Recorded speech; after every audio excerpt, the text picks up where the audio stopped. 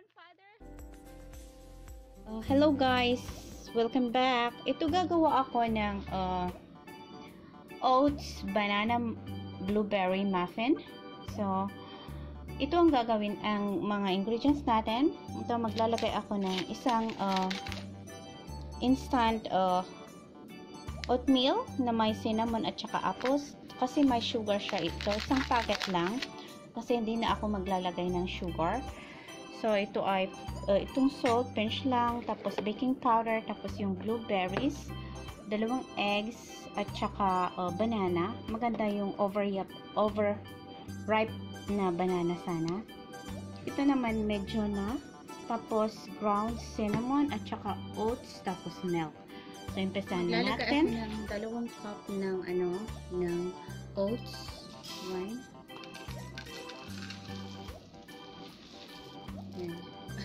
More than. So, 2 cups. Itong instant, ilalagay ko din ito. Kasi ito, may sugar na siya. Ayan.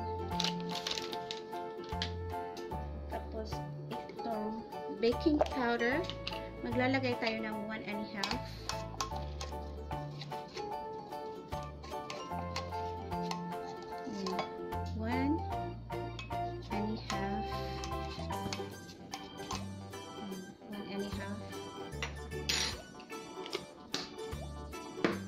Tapos itong salt, pinch of salt lang. Ayan, pinch of salt. Tapos itong cinnamon, konting cinnamon lang. So, ganyan lang siya.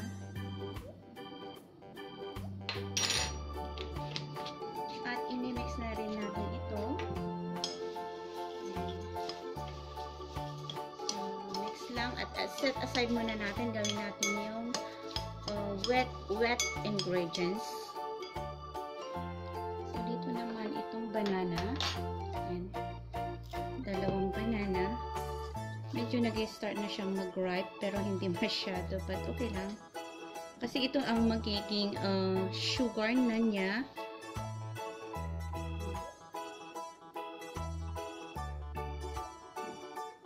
Tapos i-mash natin.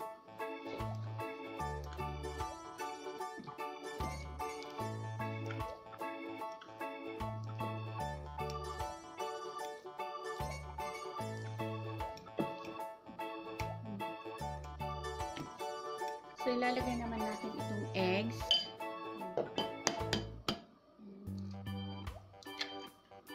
Careful lang. Para hindi siya mahulog yung shell.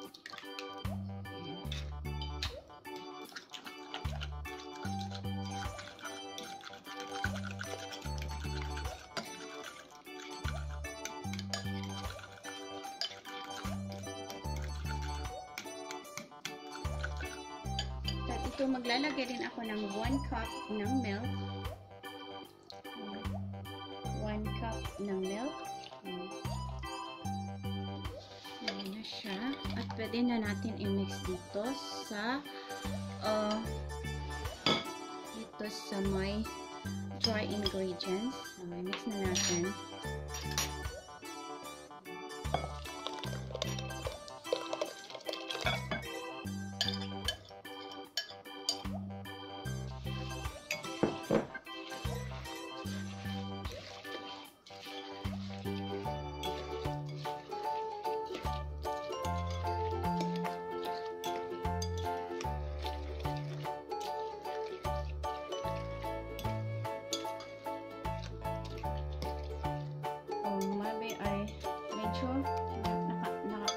Naramihan ata ako sa milk. Maglalagay lang tayo ng maybe another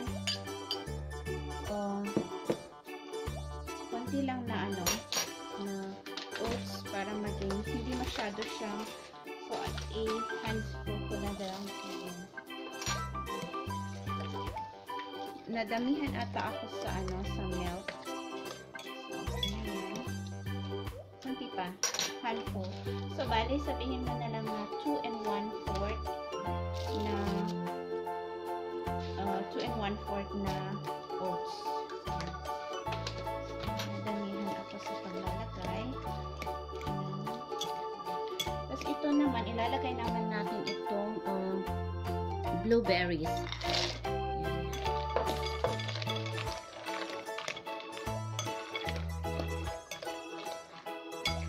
Ganyan lang siya.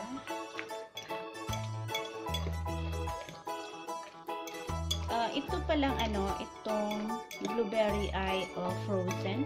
So may tubig siya. Yeah. Yan na yan. Naka-preheat na ako ng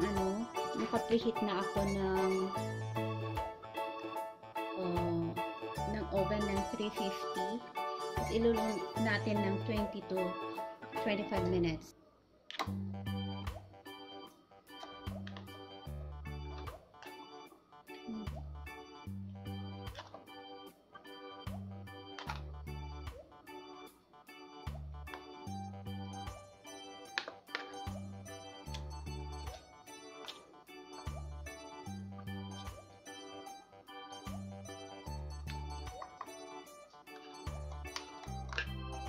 Ito, nalagyan ko na itong 12 na paglalagyan.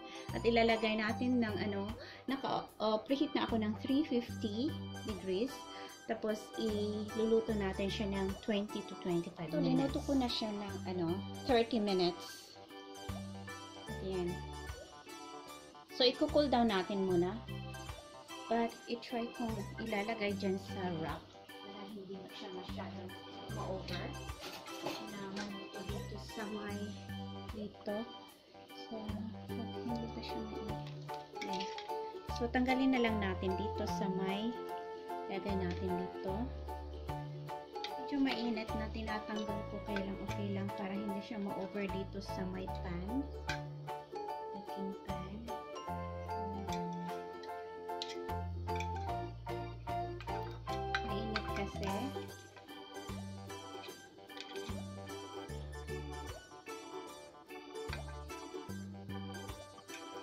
Ito na-imove ko na dito sa my rack. So, i-cool down natin dito.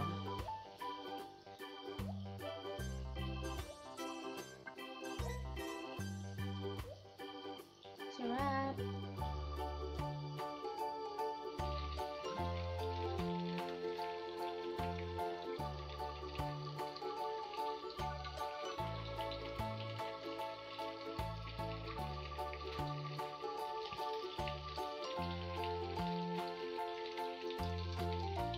Medyo cool down na siya, kaya ito titikman na natin. Ay, nahulog yung blueberry. Aba, masarap naman.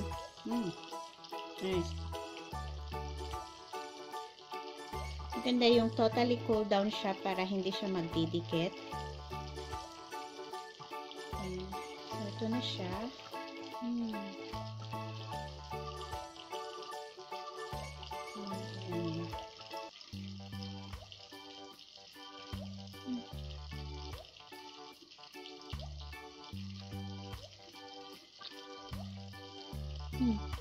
Masarap.